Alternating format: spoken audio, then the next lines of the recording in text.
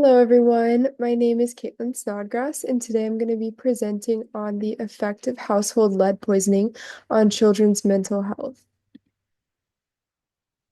So, the health problem that we're focusing on is that there's a lot of new research that suggests one of the negative effects of childhood lead exposure could include the risk of adult psychopathology and heightened risk of negative effects on mental health and personality. So therefore, this presentation will address background/significance of lead exposure, review of relevant literature, Latino and Latina target communities in Boyle Heights, California, and how we can solve the problem using evidence-based solutions. So this is an overview concept map. This is the concept map that I ended up making for the class. If you want to read it later, you can pause the video and just read through it. But basically, the main categories to keep in mind are evidence of risk on mental health, the causes, and then the solutions. And it sort of branches out from there. So for an introduction, we'll just talk about the makeup of lead as a chemical and the effect it has on the environment. So it's actually a naturally occurring metal that is found in a solid state in the Earth's crust. It's usually a heavy bluish gray color and it has a lower melting point compared to other metals. Um, the way that it can be toxic is mainly when it's in compounds such as um, tetraethyl lead or just other compounds that include it. And these compounds are called alloys, which are commonly found in large batteries, pipes, paint, pigments, ceramics, radiation sheets, and sometimes ammunition. Lead does occasionally occur naturally in the environment. However, dangerous levels of occurrence that we now see in the environment are due to human activity. Environmental levels have increased 1,000 times over the past 3 centuries. So lead spreads into the environment through various avenues, some of which include deterioration and erosion of paint into soil, landfills, and land waste, lead-containing gas exhaust, deterioration of water pipes leading to lead in water sources. Background and significance: the history of research regarding lead poisoning identifies it as being correlated with these effects on childhood. Um, so there's IQ and learning disabilities. There's general development delays, delays in speech or language development, attention problems, memory problems, aggression, emotional instability, stunted growth, and kidney damage. And while this is sort of a general overview of like the history, we can already see how some of this is playing into mental health issues, such as things like IQ being disturbed or learning disabilities developing at an early age. General developmental delays, these are all things that can lead to person having struggles with mental health. More research now is indicating a strong correlation between childhood lead exposure and negative adult mental health outcomes. Why are children more vulnerable to lead poisoning? So, first, biological factors. Rapid growth in brain development makes them more vulnerable because their brain is working harder to develop. Immature organ systems and immune system, more efficient gastrointestinal system, and higher absorption. So they can absorb things that they're exposed to faster because they're younger. Um, Behavioral factors can include likely to put hands in mouth frequently, greater food consumption relative to their weight. And then three is going to be environmental factors, which children are more likely to encounter dust on the floor. Ozone level exposure, there can be a higher level of lead in the ozone at a lower level, which children will be crawling on the ground, could be exposed to that. They might come in contact with contaminated soil and plants just from playing outside or going on a walk and crawling or laying down in the grass, just things like that. So if we look at review of literature, we can see the most famous case of lead exposure is going to be this Flint, Michigan exposure, which we all learned about in class. But here's an article that talks about it. And basically, it's the most famous incidents in public health crisis associated with lead poisoning. just because it was large quantities that were noticed in the water source. And although this event was catastrophic to the community, the article discusses possible solutions, as including replacing and moving contaminated soil, cleaning pipes, and making sure water sources are thoroughly filtered.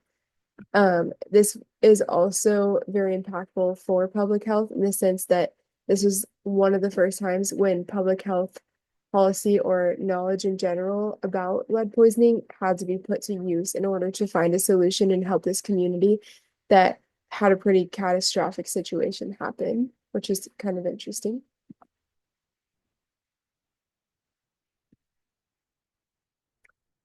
So, a more review of literature. Here's a few more articles about lead exposure that have just occurred throughout the past few years.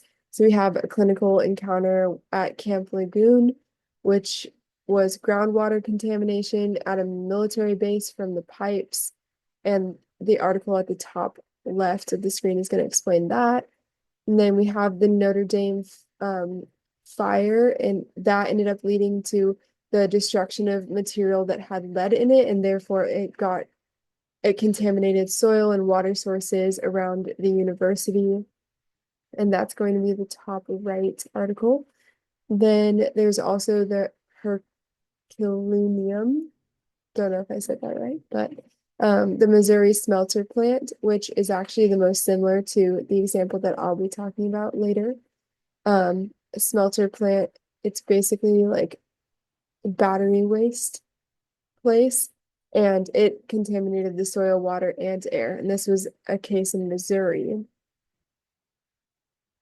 So then we see that there is a very clear association on the effect of children's mental health through our review of literature, as this article is talking about the association of lead exposure with adult personality traits and lifelong mental health illness. Um, this study specifically is a longitudinal cohort study.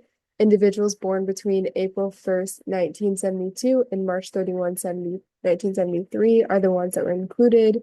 They were followed up with when they were 38 years old to complete the final aspects of the study. Their childhood exposure and blood levels were collected when they were 11 years old. Symptoms were assessed at ages 18, 21, 26, 32, and 38. So quite frequently. And then personality was assessed with the Big Five personality test, and psychopathology was also tested at each age. The conclusion of the study was that children with higher levels of lead in blood samples were found to also have higher levels of adult psychopathology and difficult personality traits, which shows a direct correlation between them.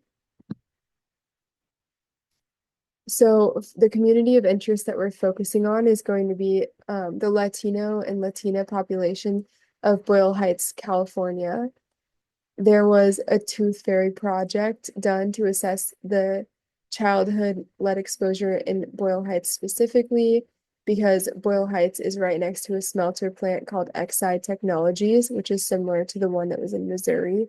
It's a battery recycling plant, and it's located near the community and it's a source for lead contamination for the nearby environment.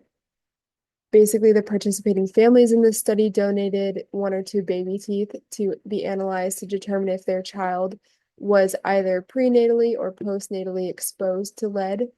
And the study concluded that there was a significant lead exposure to the children in this community, because out of 43 children, 20 of them had signs of prenatal exposure and 17 had signs of postnatal exposure.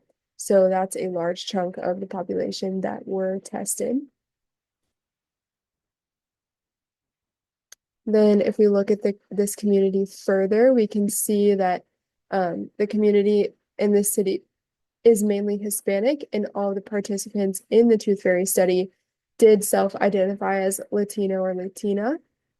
Boyle Heights is also made up of, the city itself is made up of 93% Hispanic or Latina individuals. 43% identify as foreign born, and 23% are monolinguistic or only speak Spanish.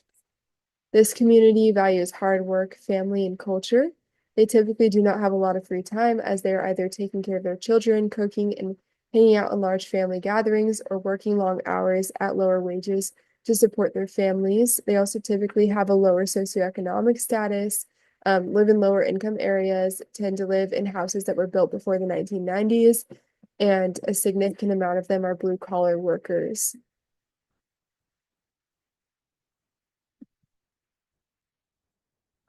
So solving the problem, what's the evidence for solving the problem in this community?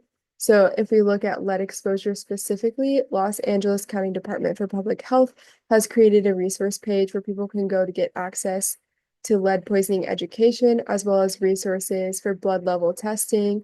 We can see here's a screenshot of the homepage of this website. And I also attached the link in here if you want to go look at it. It just sort of provides a lot of information and education, and sort of helps people know what next steps are. There's also a lot of community outreach, as you can see in the description below, opportunities where people can be educated on how to clean their homes and avoid places of common exposure, as well as clean soil, water, and air techniques.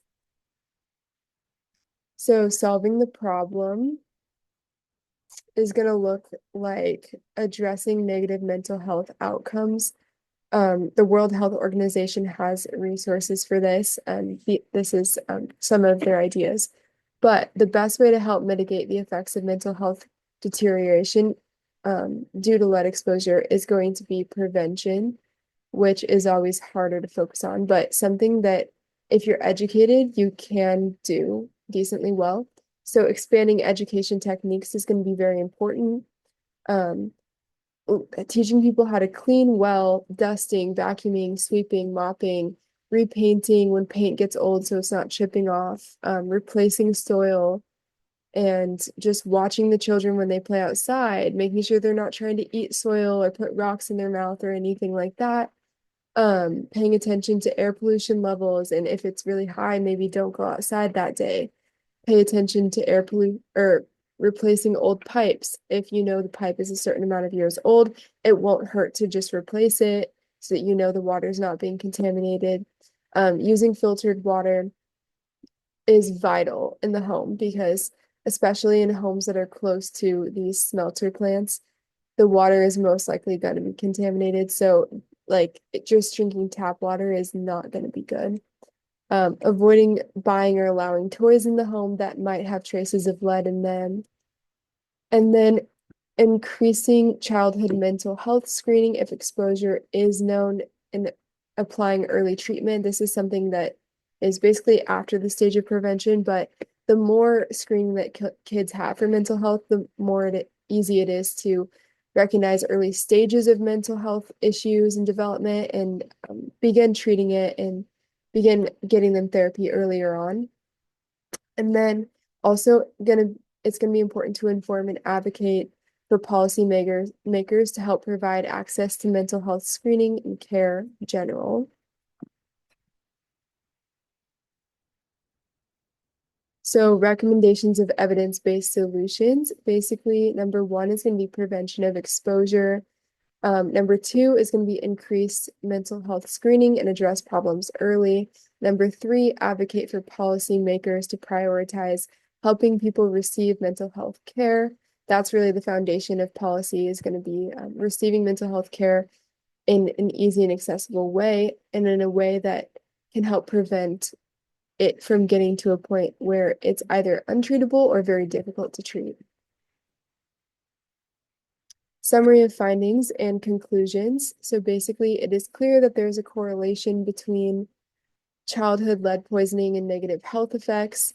Children are more vulnerable population than adults. Adult mental health and personality pathology can be derived from childhood lead exposures, and there's a lot of significant evidence to show that connection. Some communities are affected more than others and may need more help with public health education, prevention, care treatments for lead exposure, or even just policies in general to help them.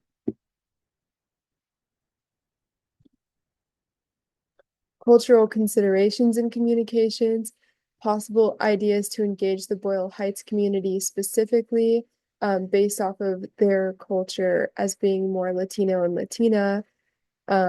here's some ideas. We can integrate health information into community events, such as a community event is a Chicano and Latinx art centers that offer workshops as well as historical and cultural community events, which can be very popular. So maybe setting up a health booth at something like that, or just going there and talking to people and educating them, or handing out brochures could be helpful. Going door to door with brochures and health information that is translated into Spanish and accessible to them, or translated both in Spanish and English would also be helpful. Also going door to door on a day like Sunday, where people are likely to be home and spending time with their families. Not only might you be able to talk to the people who live in the home, but maybe their extended family would be over. Their grandparents, aunts and uncles, cousins might be over. And that's just more people that you can educate with one knock on a door and handing a brochure to them. Community engagement newsletters, and then providing access to petition signing and other ways to be represented and policymakers or just have a say in policy in general. So three main cultural considerations for this community specifically in Boyle Heights. Number one is going to be the language barrier. So you're going to have to know that people are either mainly Spanish speaking or only Spanish speaking. So you're either going to need to have a translator with you or you're going to have to be able to speak in Spanish. English could be okay, but it's going to be better for them to understand a situation like this that's so significant if it's spoken in their native language. And then cultural values are going to focus around family, hard work, culture, and art. And then utilizing present community resources can be housing infrastructure and health, wellness organizations, education, community and cultural organizations can be very helpful. And just getting representation from the community itself is also very valuable in this category. So all of these things are very important when thinking about the Boyle Heights community specifically. And this is my works cited. Thank you so much for listening.